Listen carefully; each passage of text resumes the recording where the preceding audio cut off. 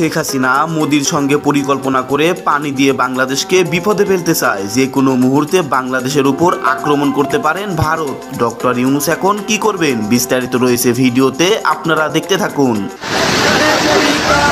তিস্তার পানি নিয়ে বাংলাদেশকে কথা দিয়ে খেপেছেন পশ্চিমবঙ্গের মুখ্যমন্ত্রী মমতা ব্যানার্জি। ভারত সরকার বরাবরই বাংলাদেশের উপরে টর্চার করে আসছে দীর্ঘ একটা সময় ধরে। ডক্টর ইউনূসের সরকারটা বসতে না বসতেই বাংলাদেশ সরকারের সেনাবাহিনী তারা সর্বোচ্চ প্রচেষ্টা অব্যাহত রেখেছে। এই যুদ্ধে আমাদের প্রত্যেকেরই শামিল হতে হবে। আমি মনে করি যে এই যুদ্ধটা। প্রিয় দর্শক, আসসালামু আলাইকুম। নতুন একটি নিউজ ভিডিওতে আপনাদের জানাচ্ছি স্বাগতম। এইমাত্র পাওয়া খবর, গরম এবং তাজা খবর। আপনারা কিন্তু ইতিমধ্যে ভিডিওর অংশ বিশেষ দেখেই বুঝে গিয়েছেন আজকের এই ভিডিওটি কোন বিষয়ে হতে চলেছে, কেমন হতে চলেছে। সেই সাথে গোলাম মাল রনি সাহেবকে কিন্তু খুবই চাঞ্চল্যকর তথ্য ফাঁস করেছে বাংলাদেশ এবং ভারতকে নিয়ে। ডক্টর ইউনূস কি বললেন? প্রিয় দর্শক বন্ধুরা, আজকের এই ভিডিওটি সম্পূর্ণ দেখলে আশা করি সব কিছু বুঝতে পারবেন। বেশি কথা বলবো না, আপনাদের বিস্তারিত ভিডিওতে নিয়ে যাবো। বিস্তারিত ভিডিওটি দেখার আগে একটা রিকোয়েস্ট থাকবে, যারা এখন এই চ্যানেলে সাবস্ক্রাইব করে রাখেননি দয়া করে এই চ্যানেলে সাবস্ক্রাইব করে দিয়ে পাশে থাকা বেল আইকনে বাজিয়ে রাখুন। ইতিমধ্যে যারা সাবস্ক্রাইব করে দিয়েছেন সকলকে জানাচ্ছি অসংখ্য ধন্যবাদ। প্রিয় দর্শক বন্ধুরা, যে ভিডিওর অংশ বেশি দেখে ভিডিওগুলো শুরু করেছিলাম, সেই ভিডিওগুলো আপনারা বিস্তারিতের মাধ্যমে একের পর এক দেখতে পারবেন। সেই সাথে যারা এখনও এই ভিডিওতে একটি লাইক দেননি, দ্রুত এই ভিডিওতে লাইক দিয়ে চলুন আমরা মোবাইলের স্ক্রিন থেকে ধারাবাহিকভাবে সেই বিস্তারিত ভিডিওগুলো একের পর এক দেখে আসি। এই অন্তর্বর্তী সরকারের কাছে আমরা সারা বাংলাদেশের মানুষ একটা দাবি রাখছি। এই দাবিটা হচ্ছে ভারতের সাথে বাংলাদেশের যেই সকল অঞ্চলে বাঁধ নির্মাণ করা আছে, সেই বাঁধগুলোর বিপরীতে আমাদের দেশের পক্ষ থেকে আরও একটা বাঁধ তৈরি করা হোক নির্দিষ্ট দূরত্বে আমাদের সীমান্তে। তারাটা যদি হয়ে থাকে হাইটে 100 ফুট, আমরা বানাইতে হবে 150 ফুট। এটা কেন? আর এটা বানাইতে হবে চিনড়ি দিয়া। এটা কেন করতে হবে? ভারত তাদের প্রয়োজনে আমাদেরকে পানি দেয় না। আমাদের যখন পানির দরকার হয় সেই পানি আমরা পাই না। আবার আমাদেরকে এমন টাইমে দেওয়া হয় যে পানি আমাদের জন্য মরণ হয়ে আসে, আজরাইল হয়ে আসে। তো তাদের থেকে আমাদের বাঁধটা একটু উঁচু হইতে হবে, যেন তারা যদি পানি ছাইরাও দেয় আমাদের বাঁধে এসে আটকায় যাবে। অতিরিক্ত পানি ছাড়লে এই পানি উল্টা তাদের দেশেরটা তাদের দেশে প্রবেশ করবে।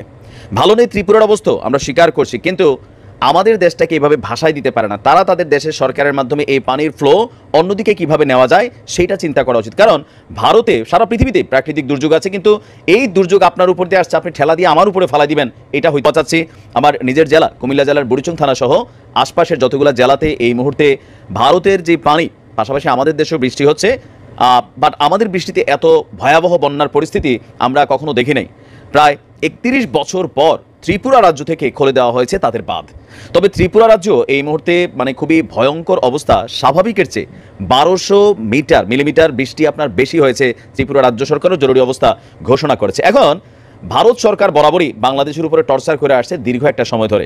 ডক্টর ইউনূসের সরকারটা বসতে না বসতেই প্রাকৃতিক দুর্যোগ সব দেশে আছে, সেই দেশের নিজস্ব মোকাবেলার সিস্টেম থাকে। আমরা কোন দেশের উপর ঠেলা ফালাই দিই? এটা প্রাকৃতিকভাবেই এগুলোর একটা গতিপথ থাকে, সেই গতিপথকে সংস্কার করে তারার পানি তারা নিতে হবে। এই মুহূর্তে এই কাজটা ডক্টর ইউনূস সরকারের জন্য একটা চ্যালেঞ্জিং হয়ে দাঁড়িয়েছে। তবে আমরা সারা বাংলাদেশের মানুষকে একত্রিত হতে বলবো যে আপনার যার যার জায়গা থেকে ভূমিকা রাখবেন। প্রায় 31 বছর পর বাঁধ খুলে দেওয়ায় আপনার ত্রিপুরা থেকে বাংলাদেশে হু হু করে ঢুকছে পানি। গেল কয়েকদিন যাবৎ ত্রিপুরা রাজ্যে আপনার টানা ভারী বর্ষণ চলছে। অবিরামে বৃষ্টিপাতে সেখানকার বিভিন্ন জনপদও পানির নিচে তলিয়ে গেছে। আপনার জলাধারে কাছাকাছি পৌঁছে গেলে ডুম্বুর জলাধারের বাঁধের যে স্লুইস গেট সেটা খুলে দেওয়ার খবর এসেছে। আর এর ফলে আমাদের কুমিল্লার গোমতী, সিপাহী জলা জেলার বিস্তীর্ণ এলাকার বাড়িঘর এবং কৃষিজমি ভেসে গেছে। আমরা যদি দেখি আমাদের বাংলাদেশের বেশ কয়েকটা জেলাতে আজকে আপনার বন্যা পরিস্থিতি খুবই খারাপ অবস্থা তৈরি হয়েছে। এর পাশাপাশি কুমিল্লাতে এই মুহূর্তে গোমতীতে পানি আপনার ব্যাপক হারে ঢুকছে। আমরা 8টা জেলার অবস্থা সবচেয়ে খারাপ দেখেছি, বন্যার কবলে 8 জেলা। আর আজকে রাতের তথ্য হচ্ছে আরও 12টি জেলা ফ্লাডেড হতে পারে এই উজান থেকে নেমে আসা পানির ঢল। সর্বশেষ আমরা যদি দেখি আপনার সুনামগঞ্জ, মৌলভীবাজার, হবিগঞ্জ, ফেনী, চট্টগ্রাম, নোয়াখালী, কুমিল্লা, খাগড়াছড়ি জেলা বন্যা কবলিত হয়েছে। আর আরও বেশ কয়েক জেলা এখানে কানেক্টেড হবে। তবে সবচেয়ে খারাপ অবস্থা হচ্ছে নোয়াখালী, আমাদের কুমিল্লার অবস্থাও খারাপ, আখাউড়ার অবস্থাও খারাপ, বান্দরবানের অবস্থাও খারাপ। তো সকল কিছু মিলিয়ে আমাদের দেশে ভারী বৃষ্টিপাত হচ্ছে, বর্ষার মৌসুম। কিন্তু আমরা একটা কথা বরাবরই বলতে চাই, ভারতের সাথে আমাদের যে সীমান্তবর্তী নদীপথ আছে, যেই বাঁধ আছে, যেই প্রকল্প আছে, সেইখানে কাউন্টার আমাদেরকে আরেকটা তৈরি করা উচিত। এটা আমাদের স্বার্থে। আমাদের যখন ফসলি জমি শুকনা থাকে পানি আসে না, আর আমাদের যখন পানি দরকার হয় না, যে পানি আজরাইলের বেশে আসে সেটাই ছেড়ে দেয়। তাদের রাজ্যকে বাঁচানোর প্রয়োজনে, কিন্তু তাদের রাজ্যকে বাঁচানোর প্রয়োজনে তাদের পানি তাদের দেশের ভেতর দিয়া এটাকে অন্য খাতে প্রবাহিত করতে হবে। যদি এটা না করা হয় তাহলে সারা বছর পানির হিস্সা, ন্যায্য হিস্সা আমাদেরকে দিতে হবে। আমরা তো নিয়ে মিয়ানমারের উপর ছেড়ে দেওয়ার সুযোগ নেই। আমাদেরটা বিভিন্ন জায়গায় ফ্লাডেড হইয়া, বাড়িঘর ধ্বংস হইয়া এগুলো চলে যায় সাগরে, মহাসাগরে। তা আল্লাহ সারা বাংলাদেশের মানুষকে এই বন্যার হাত থেকে বাঁচাক। ত্রিপুরার ভাইদেরকেও যারা আছেন সাধারণ মানুষ এই বন্যাতে আসলে ব্যাপক ক্ষতিগ্রস্ত হচ্ছে, পাহাড় ধসে যাচ্ছে, আল্লাহ সবাইকে এই কি বলে যে মুসিবতের হাত থেকে রক্ষা করুক। সবাই সাবধান থাকবেন, সচেতন থাকবেন, আর কি নিরাপদ আশ্রয়ে থাকবেন। আসসালামু আলাইকুম রহমতুল্লাহি ওয়া বারাকাতুহু। অত্যন্ত ভারাক্রান্ত হৃদয় নিয়ে আপনাদের সামনে হাজির হয়েছি যে বাংলাদেশের মানুষের পরিস্থিতি এখন আর ভালো নেই। আমাদের যেই মুহূর্তে আমরা সবাই খুব ভালোভাবে জীবনযাপন করছি, সেই মুহূর্তে আমাদেরই একটি অঞ্চলের প্রিয় ভাইয়েরা, প্রিয় বোনেরা, প্রিয় মায়েরা, প্রিয় শিশু, কন্যা, সন্তান সবাই এক মহাবিপদের মধ্যে তাদের দিনাতিপাত করছে। আজকে রাতটা কিভাবে তারা কাটাবে সেটা আমার কাছে জানা নাই, এবং রাতের পরে কালকে সকালে কি ভয়াবহ নিউজ আমাদেরকে শুনতে হবে সেটাও আমার কাছে এই মুহূর্তে জানা নাই। চরম একটি অস্থিরতার মধ্যে আমাদের এই ফেনী, নোয়াখালী, কুমিল্লার মানুষগুলো এবং তার পার্শ্ববর্তী অঞ্চলগুলোর মানুষগুলো তাদের দিনাতিপাত করছে। কঠিন এক পরিস্থিতির মধ্যে তাদের এখন দিন চলছে এবং যাচ্ছে। একদিকে তারা নিজেরাই বাড়ি থেকে বের হতে পারছেন না, বের হয়ে মানুষের সামনে আসতে পারছেন না, তারা ঠিকমতো তাদের সঠিকভাবে তারা তাদের জীবনকে পরিচালনা করতে পারছেন না। অন্যদিকে আবার তারা তাদের খাদ্য সংকট, তাদের বাসস্থানের সংকট, তাদের নিরাপত্তার সংকট, শিশুদের সঠিকভাবে জীবনযাপনের সংকট, এক কথায় বলতে গেলে এখন চরম একটি কঠিন পরিস্থিতির মধ্যে তারা তাদের সময় পার করছে। প্রিয় বন্ধুরা আমার, আপনারা জানেন বাংলাদেশ সরকারের সেনাবাহিনী তারা সর্বোচ্চ প্রচেষ্টা অব্যাহত রেখেছে, অন্যান্য বাহিনীগুলোও তারা তাদের জন্য সাহায্য সহযোগিতা অব্যাহত রেখেছে। কিন্তু এই অব্যাহত সহযোগিতাই আমাদেরকে কোনোভাবে বাংলাদেশের এই ক্ষতিগ্রস্ত জায়গার মানুষদের সব সমস্যার সমাধান করে দিতে পারছে না। এর অন্যতম কারণ হচ্ছে যে কেউ কখনো ভাবতেও পারে নাই যে এই পরিমাণ পানি এখানে আসবে। এবং আপনারা জানেন যে ভারত পরিকল্পিতভাবে আপনার এই জায়গায় চরমভাবে মানুষকে বিব্রতকর অবস্থায় ফেলানোর জন্য এরকম একটি পরিস্থিতি তারা তৈরি করে দিয়েছে। কোনো নোটিশ ছাড়া তারা এই গেট খুলে দিয়েছে। গেট খুলে দিয়ে তারপরে আজকের সমস্ত পানিগুলো বাংলাদেশে প্রবেশ করিয়ে দিয়েছে এবং সবাইকে বন্যায় প্লাবিত করে দিয়েছে। শুধু তাই নয়, ভারতের মিডিয়াগুলোতে পর্যন্ত আজকের এই বন্যার ব্যাপারে নিউজ প্রকাশ করতে গিয়ে তারা সেখানে অট্ট হাসি প্রকাশ করছে তারা, যে বাংলাদেশে বন্যায় নাস্তানাবুদ হয়ে যাচ্ছে আমাদের দেশের নাগরিকরা। তো এই যে শেখ হাসিনার কুটচাল এবং শেখ হাসিনার মানে কাছের রাষ্ট্র যারা বাংলাদেশের মানুষের দুর্দিনেও তারা হাসে এবং দুর্দিন তারা নিজেরা ইচ্ছা করে তৈরি করেছে, সেই জায়গায় আসলে আমাদেরকে আরো সতর্ক থাকতে হবে। এখন এই মুহূর্তে বাংলাদেশের সমগ্র নাগরিককে আমি উদাত্ত আহ্বান জানাবো, আপনাদের যার যা কিছু আছে তাই নিয়ে আমাদের এই ভাইদের পক্ষে আপনাকে দাঁড়াতে হবে। আপনার ভাই, বোন, আত্মীয় স্বজন, আপনি যেখানেই থাকেন না কেন, আপনার পরিবারের কেউ যদি ক্ষতিগ্রস্ত হতো এখন, আপনি বসে থাকতে পারতেন না। এই মুহূর্তে সর্বশেষ তথ্য হচ্ছে যে মহাসড়কে পর্যন্ত হাঁটু সমান পানি। আমাকে যারা তথ্য দিয়েছে তারা যদি মিথ্যা না বলে, আমি তো আর সরাসরি ওখানে এখনো উপস্থিত হতে পারিনি, আগামীকালকের প্ল্যান আছে। তারা বলেছে মহাসড়কে পর্যন্ত, যে ফয়জুল ভাই আপনি যে আসবেন, সড়কে পর্যন্ত পানি উঠে গিয়েছে এবং অনেক সড়কে প্রবেশ করার মতো পরিস্থিতিই নাই। তার মানে আপনি বুঝতেছেন যে বর্তমান পরিস্থিতিটা কোন জায়গায় গিয়ে দাঁড়িয়েছে। একেবারে চরম বিপর্যয় চলছে। শিশুদের জীবন চরম বিপর্যয়ের মধ্যে, বয়স্ক মানুষদের জীবন চরম বিপর্যয়ের মধ্যে। আর ন্যাচারাল কিছু মানুষ তো এমনিই মারা যায়। এই যে বয়স্ক মানুষরা মারা গেলে তাদের দাপন কাপন কিভাবে হবে আমি ভাবতে পারছি না। আপনারা নিশ্চয়ই জানেন গত কয়েকদিন আগে যখন বন্যা হয়েছিল সম্ভবত সিলেট বা বরিশালের কোনো অঞ্চলে, যে মাকে কবর দিতে পারে নাই, কলার মানে কি বলে ভোর খাটিয়ে তাতে ছেড়ে দিতে হয়েছে, তাদেরকে সেখান থেকে দিতে হয়েছে। আজকের বাংলাদেশ সরকারকে ধন্যবাদ জানাই, তারা ইমিডিয়েটলি অ্যাকশনে গিয়েছে, তারা চেষ্টা করে যাচ্ছে। কিন্তু আপনাকে মনে রাখতে হবে বাংলাদেশ একটি যে রাষ্ট্র, তাদের যে অর্থনৈতিক অবস্থা, সেখান থেকে তারা চাইলেই সব কিছু খুব দ্রুত সমাধান করে দিতে পারে না। তাদের হাতে সেই বড় ধরনের ক্যাপাসিটি কিন্তু নেই। অতএব জনগণের পাশে দাঁড়াতে হবে, জনগণকেই জনগণের জন্য কাজ করতে হবে। অতএব আমাদের এই ভলান্টিয়ার সার্ভিস যারা রয়েছেন, আপনারা নিজ উদ্যোগে সেখানে সহযোগিতা করুন। প্রত্যেকে যার যার পক্ষে সেখানে যাওয়া সম্ভব আপনারা সেখানে যান। আগামীকালকে আমাদের একটা টিম সেখানে থাকবে। আমরাও ব্যক্তিগত উদ্যোগে আমাদের কাছে যদি কেউ কিছু দেন, সেটা আমরা সেখানে পৌঁছানোর সর্বোচ্চ চেষ্টা করব।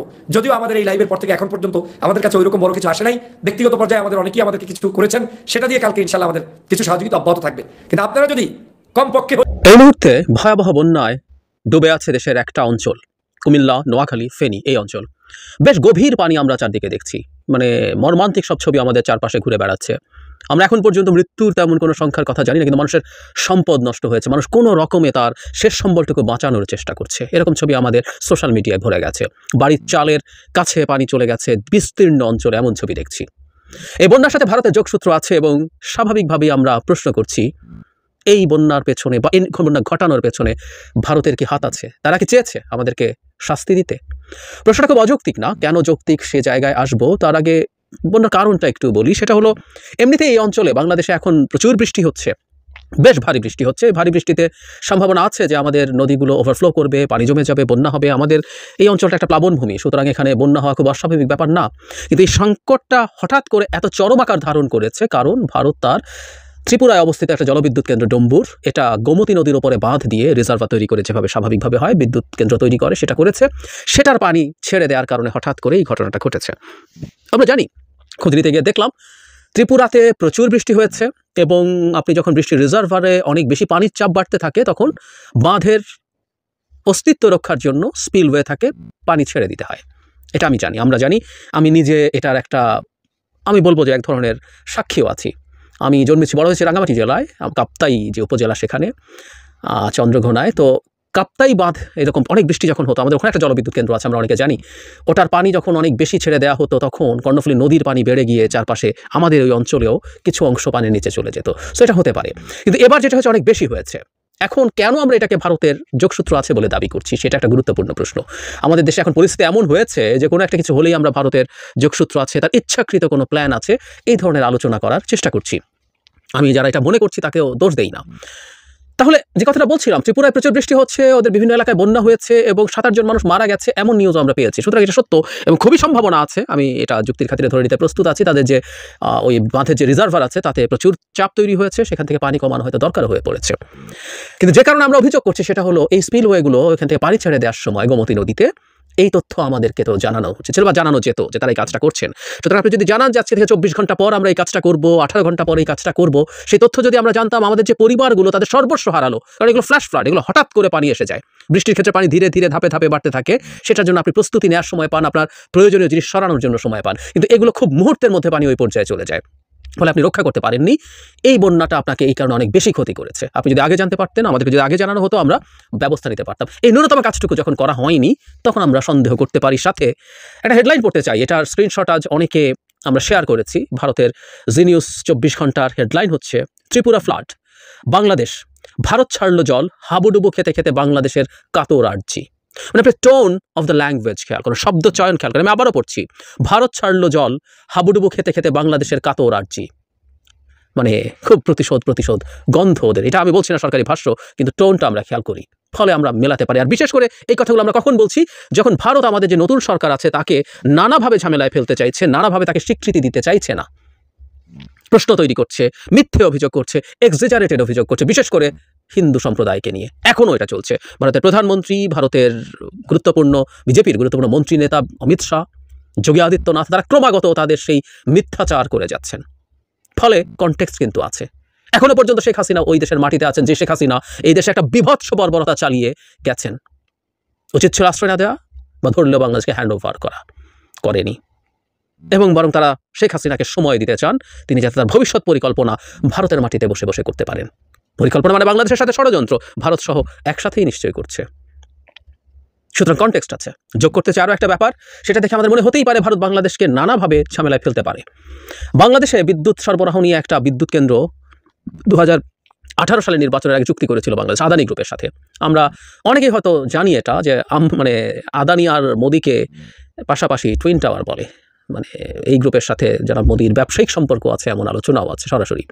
ফলে আদানি গ্রুপের সাথে 17 সালে নির্বাচন, মানে 18 নির্বাচনের আগে চুক্তি হবে, অত্যন্ত অসময় একটা চুক্তির মাধ্যমে আমরা বিদ্যুৎ কিনবো। এর মধ্যে আলোচনা করেছি কিভাবে বাংলাদেশের স্বার্থ ভীষণভাবে জলাঞ্জলি দিয়ে চুক্তিটা হয়েছে। কিন্তু আমাদের বিদ্যুৎ ব্যবস্থা ফর দ্য টাইমিং অ্যাটলিস্ট এই বিদ্যুৎ কেন্দ্রের সাপ্লাইয়ের উপরও ডিপেন্ড করে অনেকটা। 1600 মেগাওয়াট যে কয়লা বিদ্যুৎ কেন্দ্র, সম্প্রতি ভারত সরকার এই বিদ্যুৎ কেন্দ্রের চুক্তিটাকে সংশোধন করে বলেছে, আগে ছিল যে পার্শ্ববর্তী দেশে রপ্তানির জন্য সেই জায়গাটা পরিবর্তন করে তারা ভারতেও রপ্তানি করতে পারবে, এরকম অপশন তৈরি করেছে। রয়টার্সের একটা রিপোর্ট দিয়ে প্রথম আলো এই রিপোর্টটা করেছে, সেখানে আমি পড়ে দেখলাম তারা এভাবে বলছে যে বাংলাদেশে যদি রাজনৈতিক অস্থিরতা হয়, বিদ্যুৎ বিক্রির ক্ষেত্রে যদি সমস্যা তৈরি হয়, তাহলে তারা সেই বিদ্যুৎটা যাতে বিক্রি করতে একটা অপশন রাখছে। কিন্তু এই অপশন রাখায় আমরা এটা ধারণা করতে পারি প্রয়োজন মতো আমাদের বিদ্যুৎ তারা বন্ধ করে দিতে পারে, সাপ্লাই সেই সম্ভাবনা আছে। শুধু সেটা না, বাংলাদেশে আরও যেসব বিদ্যুৎ রপ্তানি চুক্তি আছে সেগুলো নিয়েও ভারত একই রকম প্রভিশন রাখতে পারে বলে সেই রিপোর্টেই বলা হয়েছে।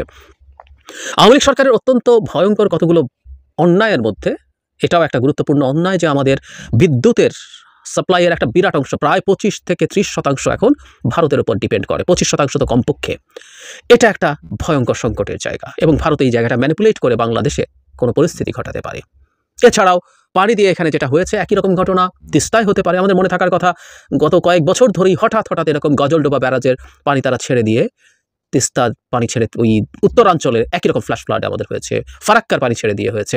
এই একই রকম অস্ত্রগুলো আবার সে ব্যবহার করতে পারে।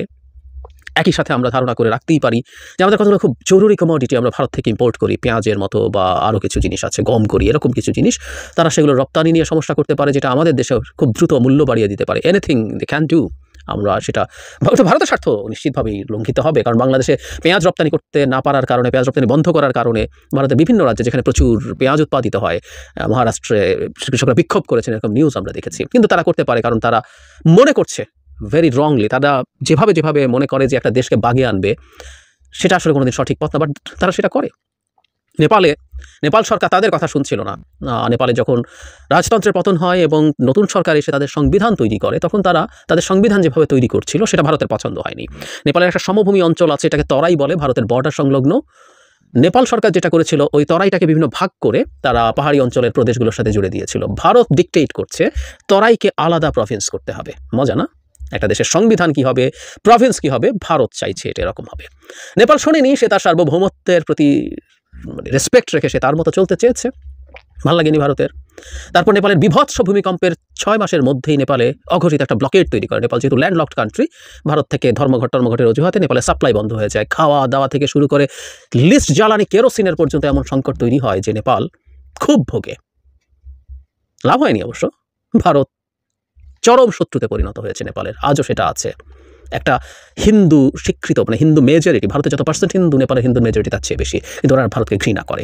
কিন্তু এতে শিক্ষা হয় না ভারতের। ভারত, আমি ধারণা করি, বাংলাদেশেও একই রকম কোয়ার্সিভ স্টেপ নেওয়ার চেষ্টা করবে। তাদের স্বভাব এটা, মানে শেখ হাসিনার মতো। আপনি মনে করেন পিটিয়ে, গুম করে, খুন করে আপনি ক্ষমতায় থাকতে পারবেন, ভারত মনে করে এই রিজিয়নে তারা এভাবে পাওয়ারে থাকতে পারে। ফলে ভারত আসলে এই ধরনের চেষ্টা করতেই পারে। এই কনটেক্সট আমাদের সেটাই বলে। সুতরাং আমরা রেডি থাকবো। আমাদের এরকম আরও কিছু সংকট, অন্তত এই সিজনে, বন্যার সিজনে যদি একটু বেশি বন্যা হয়, একটু বেশি বৃষ্টিপাত হয়, সেটা তিস্তা, পদ্মা দুই ক্ষেত্রেই একই রকম সংকট পড়তে পারে। কমোডিটি সংকট হতে পারে, বিদ্যুতের সংকট হতে পারে, বর্ডার কিলিং বাড়াতে পারে, নানাভাবে এক্সিস্টিং সরকারকে ডিস্টার্ব করার টেন্ডেন্সি তাদের থাকতে পারে। তাদের পোষা মিডিয়া তো আছেই, বিভৎস মিথ্যাচার দিয়ে আমাদের সংখ্যালঘু সম্প্রদায়ের উপর সাম্প্রদায়িক হামলার বয়ান চালাতে পারে। নানাভাবে তারা তাদের সর্বোচ্চ চেষ্টা করবে ডিস্টার্ব করার। কিন্তু সরকারকে এই জায়গায় আমি এটা নিয়ে কথা বলবো যে এই বন্যা সরকারের সামনে একটা খুব গুরুত্বপূর্ণ পরীক্ষা নিয়ে এসছে। কেন, কিভাবে সেটা উত্তরানো উচিত, সেটা নিয়ে খুব দ্রুতই কথা বলছি। খুবই জরুরি একটা পরীক্ষা। আমি চাই এই সরকারি পরীক্ষাটায় খুব। প্রিয় দেশবাসী, শুরু থেকে শেষ পর্যন্ত যারা এই ভিডিওটি দেখেছেন সকলকে জানাই অসংখ্য ধন্যবাদ। যারা এরকম নিউজ ভিডিও পেতে পছন্দ করেন তারা অবশ্যই এই চ্যানেলটি সাবস্ক্রাইব করে পাশে থাকা বেল আইকনটি বাজিয়ে দিবেন। যারা এখন এই ভিডিওটি শেয়ার করেননি, এই ভিডিওটি দ্রুত শেয়ার করে সকলকে দেখার সুযোগ করে দিন। আজকের মতন এই পর্যন্ত, দেখা হচ্ছে পরবর্তী কোনো ভিডিও নিয়ে ইনশাল্লাহ।